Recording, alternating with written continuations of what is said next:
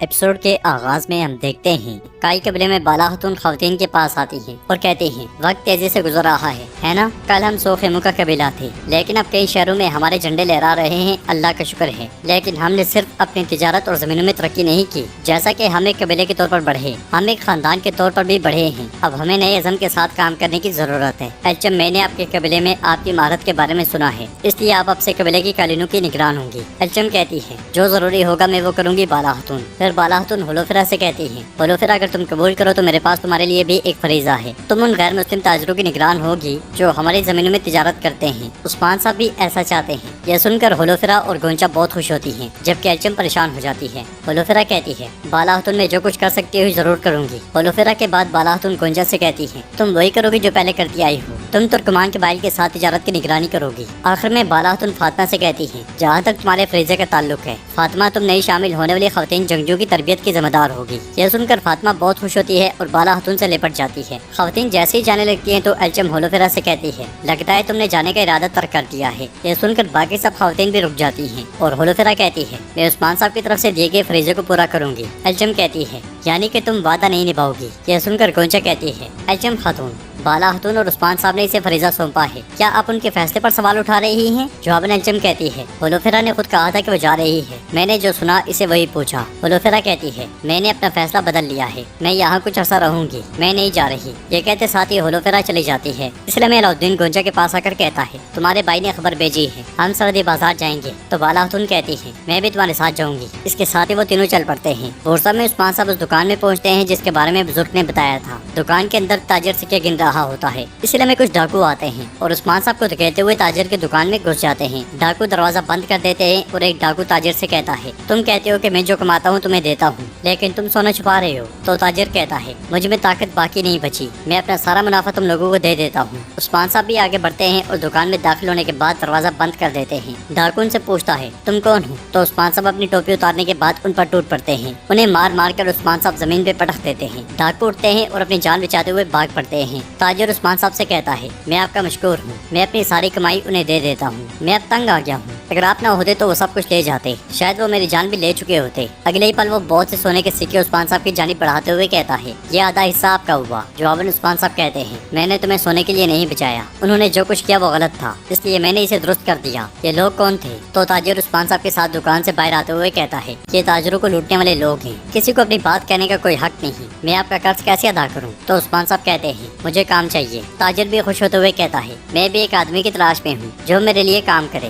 بورسا میں ایمانداری باقی نہیں بچی، آپ بتائیں آپ کس کام میں ماہر ہیں؟ جواباً عثمان صاحب کہتے ہیں میں سب کچھ کر سکتا ہوں سوائے اس کے جو میں نے کچھ دیر پہلے کیا۔ یہ سن کر تاجر کہتا ہے میرے پاس تجارتی مال کے چند چھکڑے ہیں جنہیں اتارنا ہے، اگر آپ اسے خالی کریں گے تو میں آپ کو اجرت دوں گا۔ چھکڑے کی جانب دیکھتے ہوئے عثمان صاحب پوچھتے ہیں سامان کہاں اتارنا ہے؟ تو تاجر کہتا ہے یہ آسان ہے، مگر آپ یہاں کے نہیں ہیں، آپ رہیں گے کہاں؟ جواباً عثمان صاحب کہتے ہیں میرے پاس رہنے کو جگہ نہیں ہے۔ تاجر ایک دم سے کہتا ہے آپ نے میری مدد کی، آپ کے ٹھہرنے کی جگہ اور آپ کے کھانے کی ذمہ داری میری ہوگی، شام میں اکٹھے سرائے چلیں گے۔ تو عثمان صاحب کہتے ہیں پھر بتائیں سامان کہاں اتارنا ہے تاکہ میں شام کے کھانے کا حق ادا کر سکوں۔ تاجر پوچھتا ہے آپ کا نام کیا ہے؟ کچھ دیر سوچنے کے بعد عثمان صاحب کہتے ہیں میرا نام نیکولا ہے۔ تاجر کہتا ہے میرا نام ہیریسٹو ہے، چلو کام کرتے ہیں۔ یہ سنتے ساتھ ہی عثمان صاحب چوغا اتار دیتے ہیں اور گھوڑا گاڑی خالی کرنے لگ جاتے ہیں۔ سردی قبیلے میں سردار یعقوب برہان سے کہتا ہے تم نے نگرانوں کی بات سن لی، نہ کسی نے سنا نہ دیکھا، ہمیں جب تم اپنے قبیلے میں قید کر رہے تھے تب عثمان صاحب یہاں آئے تھے اور انہوں نے میرے جنگجوؤں سے پوچھ گچھ کی تھی، میرے جنگجو کچھ نہیں جانتے۔ برہان پوچھتا ہے کیا اب ہم یہاں ماضی کے قصے دہرائیں گے یا ہم حقیقت کو تلاش کریں گے یعقوب بے؟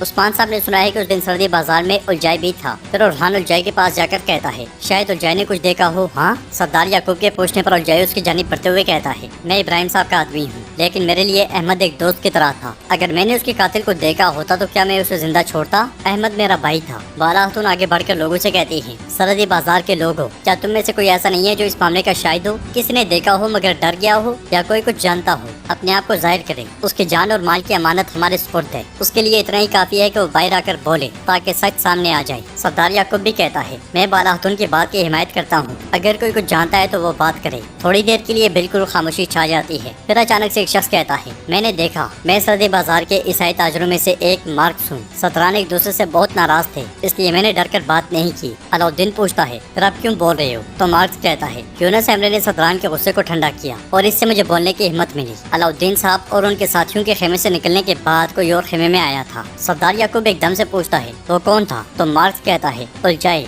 उलझाई का नाम सुनते साथ ही अलाउद्दीन, ओरहान और महमद उलझाई को दबोच लेते हैं। मार्क्स मजीद कहता है जी हाँ, लेकिन इसके भी दाखिल होने से पहले कोई और खेमे में दाखिल हुआ था। वो हाथ में खून आलूद खंजर लेकर बाहर निकला। वो उलझाई से पहले दाखिल हुआ। मलिका आगे बढ़ती है और मार्क्स को दबोचते हुए कहती है वो आदमी कौन था? कौन था बताओ मुझे, बताओ ताकि मैं तुम्हारी जान बख्श दूं। तो मार्क्स कहता है ताजिर थियोडोर। मलिका पूछती है वो कहाँ है? बोलो जल्दी से कहाँ है वो? बाला खातून मलिका को पीछे करती है और मार्क्स मजीद कहता है दरगेस में उसका एक आर्जी घर है, हो सकता है वो वहाँ हो। मार्क्स के झूठ सुनकर उलझाई मुस्कुरा रहा होता है और महमद आगे बढ़कर पूछता है थियोडोर ऐसा क्यों करेगा? अहमद के साथ उसका क्या मसला था? जवाब में ओरहान कहता है महमद साहब हम ये जाकर खुद उससे मालूम करेंगे, चले उस जगह चलते हैं जिसके बारे में इसने बताया है। ये कहते और सुनते साथ ही ओरहान और महमद बाजार से रवाना हो जाते हैं। मलिका खेमे की जानिब जाने लगती है तो बाला खातून कहती है मलिका खातून आपने सुन लिया ना, मेरा बेटा कातिल नहीं है। मलिका कहती है मैं जब तक कातिल को तलाश करके उसे अपने हाथों से ना मार डालूं मुझे सुकून नहीं आएगा, पहले हकीकत सामने आने दें। जवाबन बाला खातून कहती है मुझे उम्मीद है कि जब हकीकत सामने आएगी तो आप पुरसुकून हो जाएंगे। सरदार याकूब को जाता हुआ देखकर अलाउद्दीन कहता है याकूब भाई क्या हम बात कर सकते हैं? ये सुनते साथ ही सरदार याकूब रुक जाता है। बोरसा में उस्मान साहब कामकाज में मसरूफ होते हैं। फिर पूछते हैं ये सामान कहाँ से आया है? तो ताजिर कपड़ा दिखाते हुए कहता है बोरसा के देहात से आया है। नेकोला ये खाम रेशम है और हम इसे कपड़े में बदल देते हैं। रेशम का मेयार ही उसकी कीमत का तयन करता है। कपड़ा देखने के बाद उस्मान साहब कहते हैं ये बेहतरीन है। ताजिर मजीद कहता है हम यूरोप के तमाम बादशाहों, गवर्नरों, हाकिमों, यहाँ तक के हर किसी के लिबास बनाते हैं। बोरसा में दौलत का असल सरचश्मा ये रेशम है। इसका मुनाफा तो अच्छा है लेकिन रास्ते में चोर हमारे मुनाफे पर कब्जा कर लेते हैं। उस्मान साहब खड़े होकर पूछते हैं आपने मुझे बताया कि कुछ ऐसे भी हैं जो अपने जाती मफादात के लिए खामोश रहते हैं, वो लोग कौन हैं? तो ताजिर कहता है फौजी और कमांडार और यहाँ तक के गवर्नर भी। ये सुनते साथ ही उस्मान साहब कामकाज में लग जाते हैं और खुद से कहते हैं बोरसा मैं तुम्हारे लिए यहाँ नौकर भी बन गया हूँ। मैं गोंजा और अलाउद्दीन सरदार याकूब के खेमे में दाखिल होते हैं तो सरदार याकूब उन्हें वहीं रोक देता है और कहता है जो कहना है वहीं से कहो और चले जाओ। तो अलाउद्दीन कहता है आपने सुन लिया है कि क्या हुआ था याकूब साहब? अहमद के कत्ल से हमारा कोई ताल्लुक नहीं है। जवाबन सरदार याकूब कहता है ये मेरा मसला नहीं है, अगर तुम्हारे पास कहने को और कुछ नहीं है तो तुम जा सकते हो। गोंजा अलाउद्दीन को लेकर जाने लगती है तो अलाउद्दीन उसे रोक देता है और कहता है ऐसा मत करें याकूब भी, अपनी नफरत और गुस्से को एक तरफ रखें और दिल से हमारी बात सुनें। आप गोंजा के बाबा हैं। ये सुनते साथ ही सरदार याकूब उनके पास आता है और कहता है क्या तुम्हें अब मालूम हुआ है कि मैं इसका बाप हूँ? तुमने मेरी बेटी को मुझसे छीन लिया और गोंजा तुमने अपने बाबा से किया हुआ वादा तोड़ दिया। जवाबन गोंजा कहती है मैंने किसी से कोई वादा नहीं किया था बाबा। जवाबन सरदार याकूब कहता है तुमने मेरी जुबान की लाज नहीं रखी, मैंने तुम पर भरोसा करके उनसे वादा किया था। मैंने अपनी बेटी की मुझसे और अपने खानदान से वफादारी पर भरोसा किया लेकिन तुम अंदर से खोखली हो चुकी हो। अलाउद्दीन कहता है सब कुछ होने के बावजूद मैं यहाँ आपकी बेटी गोंजा के शोहर अलाउद्दीन की हैसियत से आया हूँ। मैं चाहता हूँ कि मेरी खातून की आंखों में गम का कोई आंसू ना आए और ये अपने बाबा और खानदान के साथ सुलह से रहे। सरदार याकूब उसे खामोश करवाता है और पलटते हुए कहता है मैंने अपने आखिरी अल्फाज तुम्हारी खातून से कह दिए थे, मेरी कोई बेटी नहीं है, मेरी बेटी मर गई है। ये सुनकर गोंजा रोने लग जाती है तो अलाउद्दीन उसके आंसू साफ करते हुए कहता है मैं आपसे शफकत की उम्मीद कर रहा था याकूब भी, लेकिन ये वाज़ेह है कि आपका दिल पत्थर की तरह सख्त हो गया है। गोंजा बेशक तुम्हारे खानदान वाले तुमसे मुंह मोड़ लें, मैं तुम्हारा खानदान बनूंगा, कभी फिक्र ना करना। ये कहते साथ ही अलाउद्दीन गोंजा को लेकर चला जाता है और सरदार याकूब भी बहुत दुखी हो जाता है।